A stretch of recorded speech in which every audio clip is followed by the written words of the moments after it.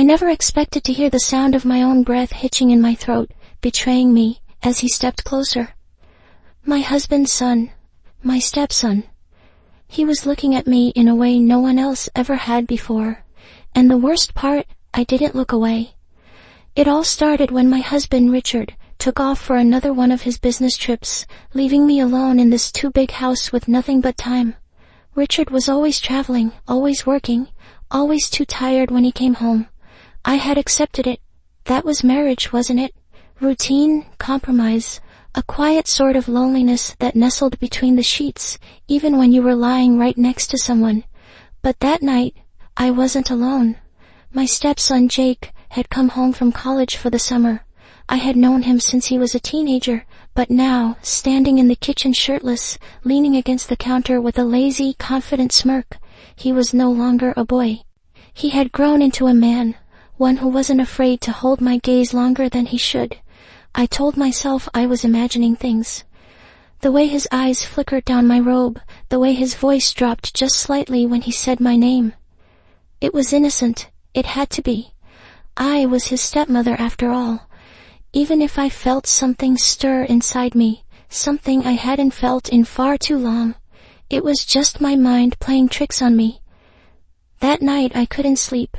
I tossed and turned, my body restless, my thoughts tangled in a dangerous web. I told myself I had everything I wanted: security, a home, a husband who provided for me. So why did I feel so empty? Why did my body burn with something I had long buried beneath responsibilities and obligations? Then, just as I was drifting off, I heard it. Footsteps. Slow, deliberate, stopping just outside my bedroom door. My pulse jumped. Was it him? Was I imagining things? I lay still, listening, my breath shallow. A long pause, and then nothing. The footsteps retreated down the hall.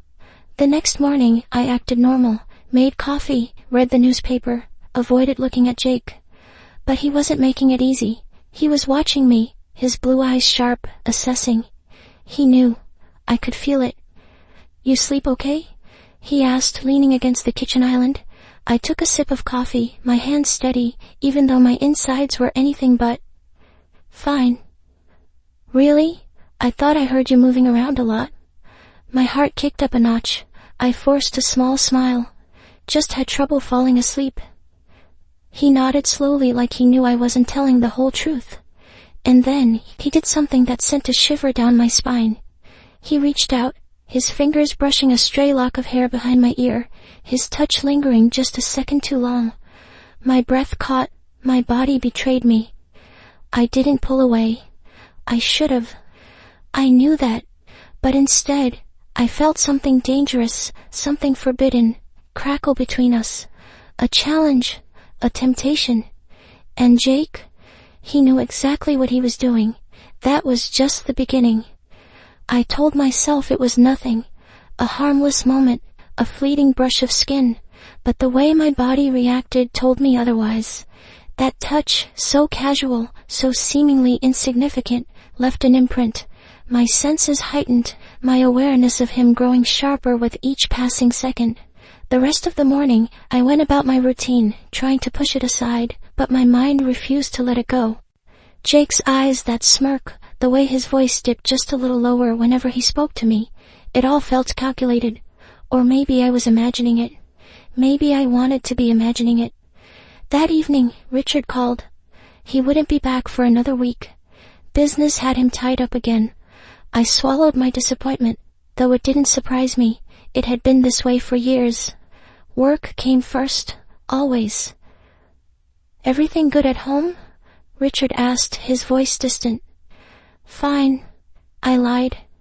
Because what else could I say? That his son was looking at me like I was something he wanted to devour?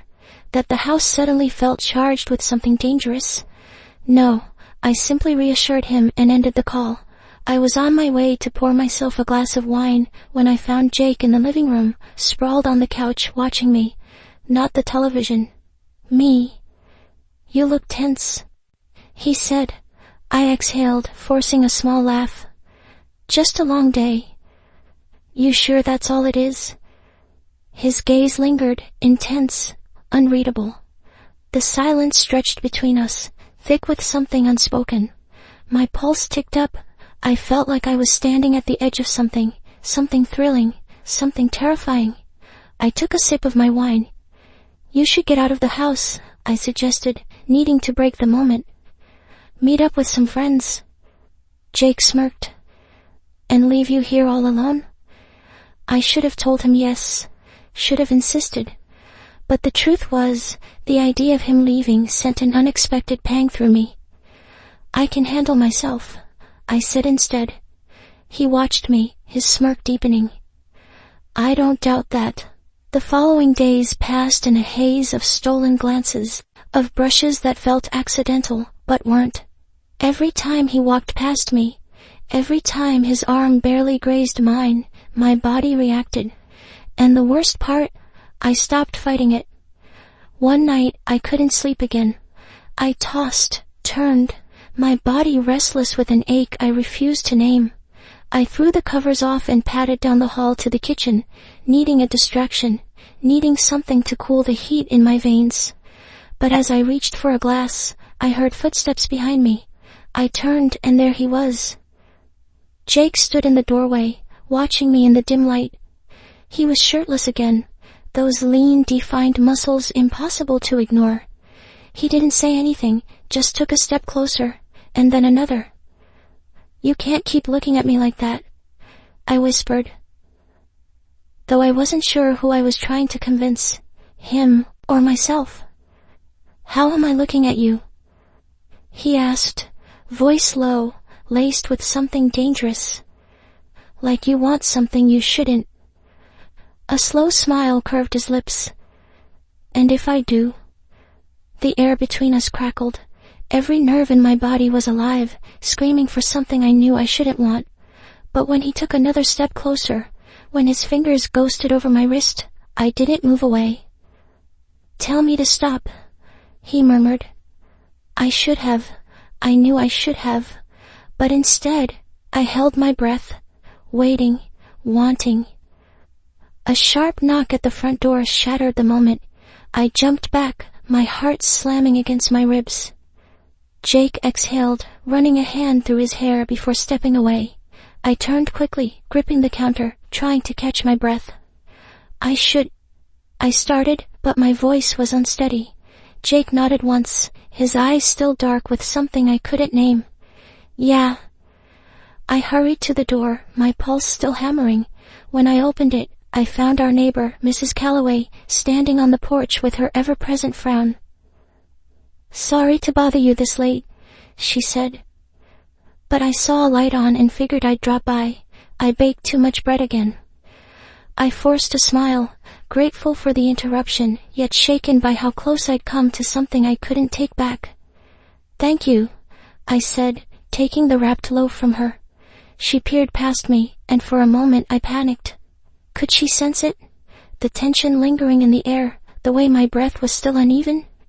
But if she did, she didn't say anything.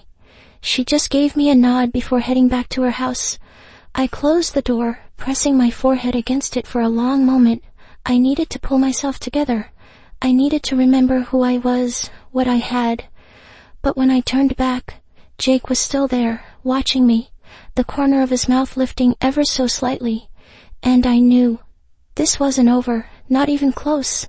I told myself I had to regain control, that I was playing with fire, dancing too close to the edge of something that could destroy everything. But the thing about temptation, once you let it in, once you stop resisting, it's impossible to shut out. The next morning, I did my best to act normal. I put on a bright dress, tied my hair up, and focused on cooking breakfast, as if I wasn't completely unraveling inside. Jake walked into the kitchen, stretching, his shirt hanging loosely over his frame, but it did nothing to hide how defined his body had become. His presence alone filled the space in a way that made it impossible to ignore. "Morning," he said, his voice still thick from sleep. I swallowed, forcing myself to look anywhere but at him. "Morning, hungry?" "Starving." His words sent a shiver through me, though I ignored it, setting down a plate of eggs and toast in front of him. I sat across from him, forcing my focus on my own food, but I felt his eyes on me, watching, waiting. "You okay?" he asked after a long moment. I looked up, meeting his gaze. "Why wouldn't I be?" He shrugged, chewing slowly. "You seemed a little on edge last night." I forced a smile, gripping my fork tighter. "Just tired." Jake leaned forward, resting his arms on the table. "You sure that's all it is?" There was something in the way he asked, a knowing, a challenge. I set my fork down carefully, my heart thudding in my chest. "What else would it be?" I asked.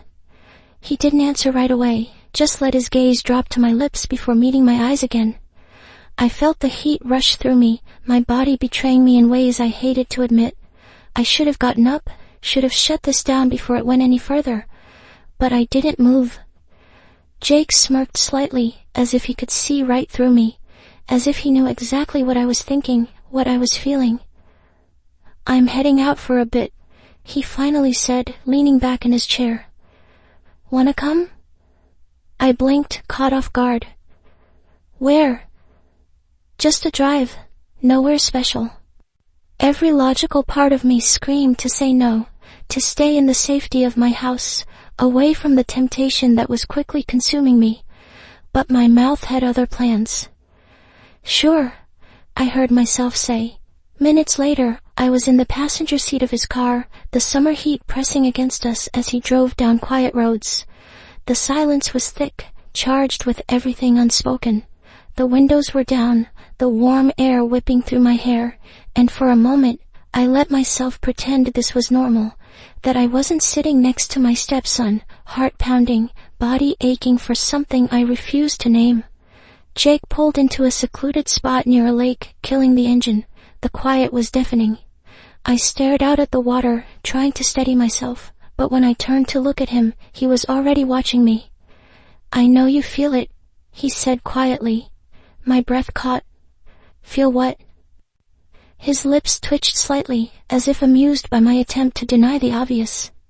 "This, whatever this is." I shook my head, gripping my hands together. "Jake, you don't have to lie to me," he interrupted, his voice steady. "I see it. I feel it." A war raged inside me. I had spent years being the perfect wife, the loyal woman who never crossed a line. But here, now, with him looking at me like that, like I was something he wanted, something he couldn't resist, I felt something crack inside me. "You should take me home," I whispered, my voice barely audible. Jake's jaw tightened, but he nodded, starting the car.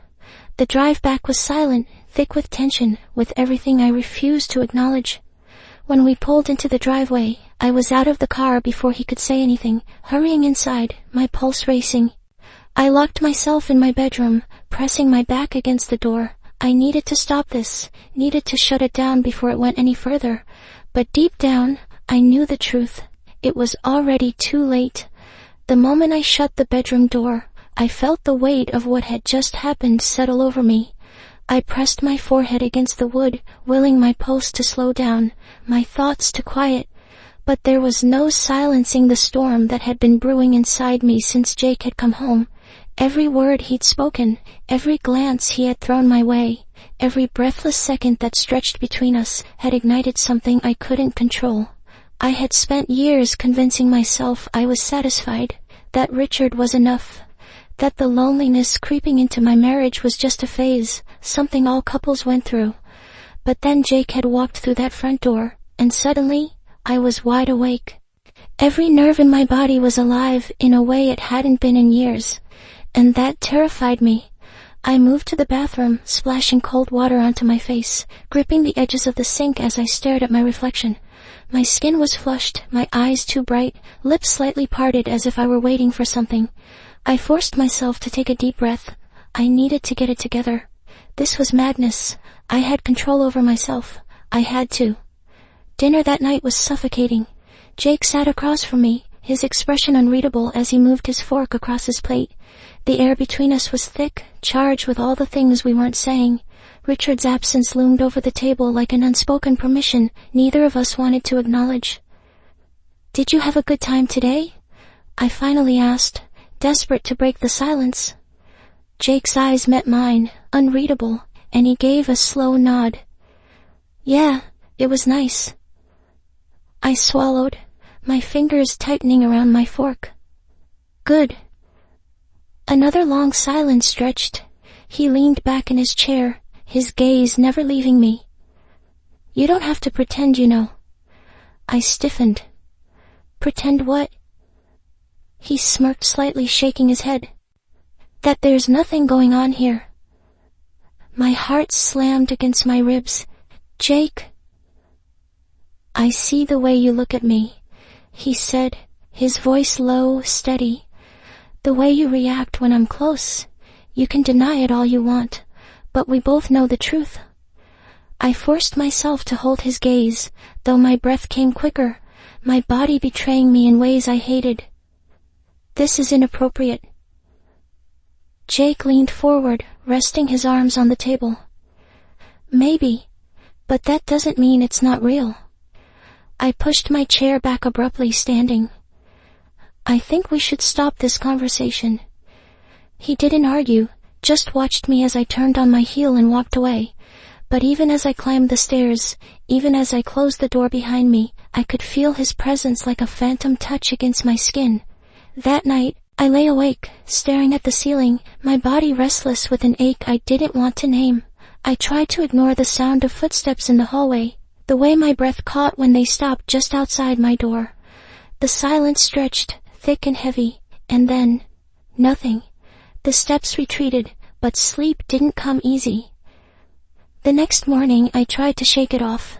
I dressed quickly, pulling my hair into a tight ponytail, determined to regain some sense of control.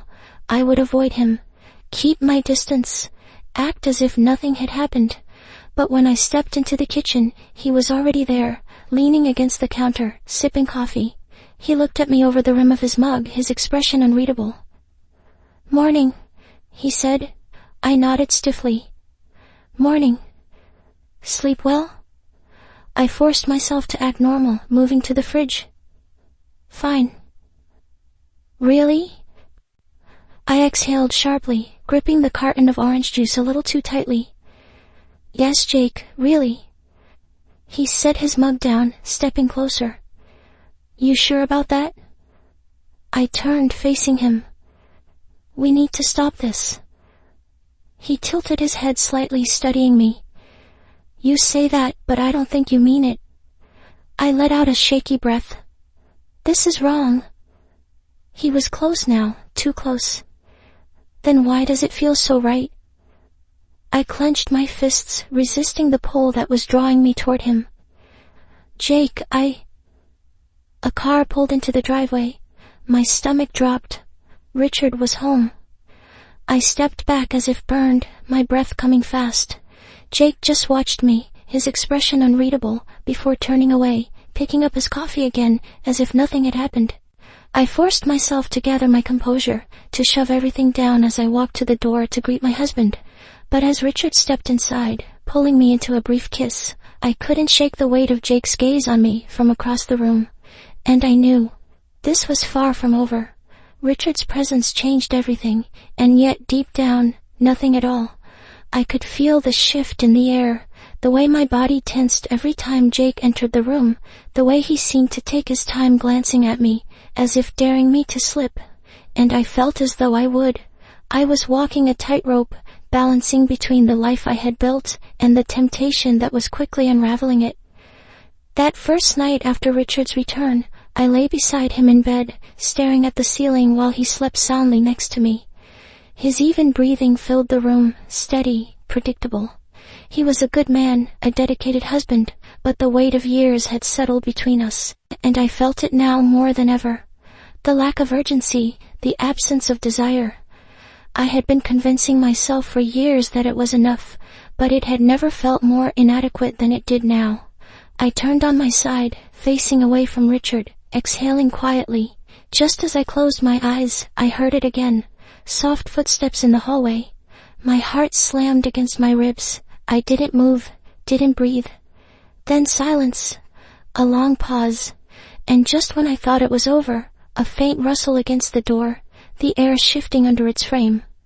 Jake. I clenched the sheets between my fingers. He was there, right outside, just like the night before Richard had come home. But this time, my husband was in bed beside me. I should have been horrified. I should have felt shame. Instead, the thrill shot through me like a live wire. I stayed still, listening, waiting. A minute passed, 2, and then the presence was gone. The next morning I forced normalcy. I acted as though the night had been like any other, but the moment I walked into the kitchen, Jake was there, his fingers wrapped around a coffee mug, his eyes sharp, knowing. "Sleep well?" he asked, his voice casual, but there was something beneath it, something weighted. "Fine," I lied. Richard was sitting at the table, flipping through the newspaper, oblivious to the tension slicing through the air. Jake smirked slightly, taking a slow sip of his coffee. "Glad to hear it." The day passed in a blur of carefully placed movements, polite conversation, and stolen glances. Richard had work calls, emails to respond to. He had always been a man consumed by his responsibilities, and this time, I was grateful for it. It meant there were moments when it was just me and Jake, moments I should have avoided but didn't. That evening, Richard suggested we all have dinner together. It felt like a test. Or maybe that was just my guilt creeping in, wrapping around my conscience, suffocating it. Jake was different that night, more composed, more restrained, but his presence, his nearness, was still enough to leave my pulse uneven. Every time he reached for something, every time his fingers brushed against the table, I felt a jolt of awareness that was impossible to ignore. Richard noticed nothing. He laughed at something Jake said, nodded in approval when he spoke about his future plans. It was cruel, the way my husband trusted me so implicitly, the way he believed everything was just as it should be. When dinner ended, I retreated to the back porch, needing air. The night was warm, the sky inked with stars, but my mind was a storm, relentless and unyielding. I wrapped my arms around myself, trying to steady my thoughts. I heard the door creak behind me. I didn't need to turn to know who it was. Jake stepped up beside me, his presence a force that set my nerves ablaze. "You're playing with fire," I whispered, my voice barely audible. He let out a soft chuckle. "I think you like it." I turned to face him then, my pulse hammering. "This has to stop." He studied me, his expression unreadable. "Does it?" I opened my mouth to respond, to say something, anything that would end this madness, but then his hand brushed against mine, just the slightest touch, but it sent electricity through me. A sound from inside the house made me step back. Richard was moving around, probably clearing the table. "This is wrong," I said, though my body told another story. Jake didn't press further. He just gave me that smirk, the one that told me he knew exactly what he was doing to me, and turned back toward the house. I stayed outside for a long time after that, trying to remember who I was before all of this, before the lines blurred beyond recognition. But I knew deep down there was no going back. The days that followed were unbearable. Every second stretched between what I knew was right and what I wanted, what I craved. I avoided Jake as much as I could, but the house was only so big, and avoiding him only made the tension worse. Richard carried on as if nothing had changed.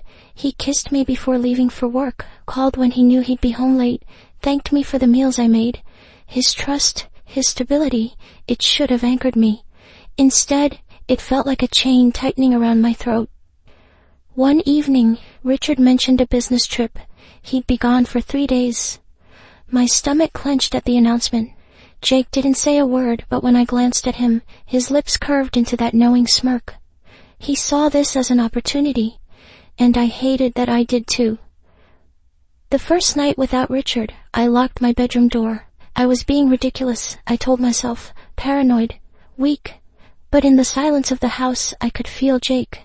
His presence lingered beyond my door, just as it had that night when Richard had returned. I turned onto my side, my body aching with anticipation, waiting for something I knew I shouldn't want. The second night, I didn't lock my door. I didn't sleep either. I lay awake, staring at the ceiling, every sound heightened, every creak of the house sending my heart racing. I told myself it was just my imagination, that nothing would happen, that I had the strength to stop whatever this was. Then the door opened. I knew it was him before I even turned my head. My breath caught, my body betraying me as heat spread through my limbs. Jake stood in the doorway, watching me, waiting. I should have told him to leave. I should have gotten up, locked the door, put an end to this before it consumed me whole. But I didn't move. He stepped inside, closing the door behind him. The darkness wrapped around us, thick and suffocating, but I could still see him, the way his chest rose and fell, the way his fingers flexed at his sides, the hesitation before he took another step closer. "Say no," he whispered. My lips parted, but the words wouldn't come. He crossed the room in 2 strides, stopping just at the edge of the bed. My breath was shallow, my body frozen, but every nerve was alive, waiting, wanting. His fingers brushed against my wrist, the lightest touch, and it sent a shiver through me. "Tell me to leave," he murmured. I closed my eyes. I should have, but I didn't. The weight of his body dipped the mattress, his warmth pressing against me. I inhaled sharply, my pulse hammering as his fingers trailed up my arm, slow, deliberate. "Jake?" He silenced me with a touch, his hand sliding beneath my chin, tilting my face toward his. I felt his breath against my lips, his hesitation mirroring mine. This was the moment, the final line I had yet to cross. But when his lips finally touched mine, I knew there was no going back. The kiss was slow, tentative at first, as if he was giving me a chance to change my mind. But I didn't pull away. I leaned into him, my fingers curling into his shirt, my body betraying every rational thought. He groaned, his hand sliding over my skin, igniting every dormant part of me. The room spun, the world outside this moment ceasing to exist. There was only us, only this forbidden hunger that had been simmering for far too long. The guilt should have drowned me, it should have suffocated the desire. But when he pulled me against him, his grip firm, possessive, I didn't think about Richard. I didn't think about consequences. I thought only of how desperately I wanted this, wanted him. The night blurred into a series of sensations, heated whispers, tangled limbs, stolen gasps. Every touch sent me spiraling deeper, erasing every hesitation, every ounce of logic I had left. By the time dawn broke, reality came crashing back. I lay in bed staring at the ceiling, my body sore, my mind in chaos. Jake was still beside me, his breathing slow, his body relaxed in sleep. My heart pounded as the weight of what I had done settled over me like a suffocating fog. I had destroyed everything. Carefully, I slipped out of bed, grabbing my robe and wrapping it tightly around me. My hands trembled as I reached for the door, my breath shallow. I needed space. I needed air. I stepped into the hallway, the house eerily quiet, but as I turned toward the staircase, I froze. Richard was standing there. His suitcase was on the floor beside him, his coat draped over one arm. His face was unreadable, his body eerily still. But his eyes told me everything. He knew. The world tilted beneath me, my pulse roaring in my ears. I opened my mouth to speak, to explain, to say something, anything. But there were no words that could undo what had just happened. Richard's expression didn't change. He simply exhaled, slow and controlled, before turning away. He picked up his suitcase, straightened his shoulders, and walked toward the front door. I wanted to stop him. I wanted to run after him, beg for his forgiveness, plead for something I wasn't even sure I deserved. But my feet wouldn't move. My voice wouldn't work. The door opened, and then, just like that, he was gone. I sank against the wall, my legs giving out beneath me, my chest tight with something unbearable. I had made my choice, and now there was no escaping the cost. Behind me, Jake stirred, his voice groggy. "What's wrong?" I turned, meeting his gaze. The weight of everything we had done hung heavy in the air between us, and for the first time, I wasn't sure I had an answer.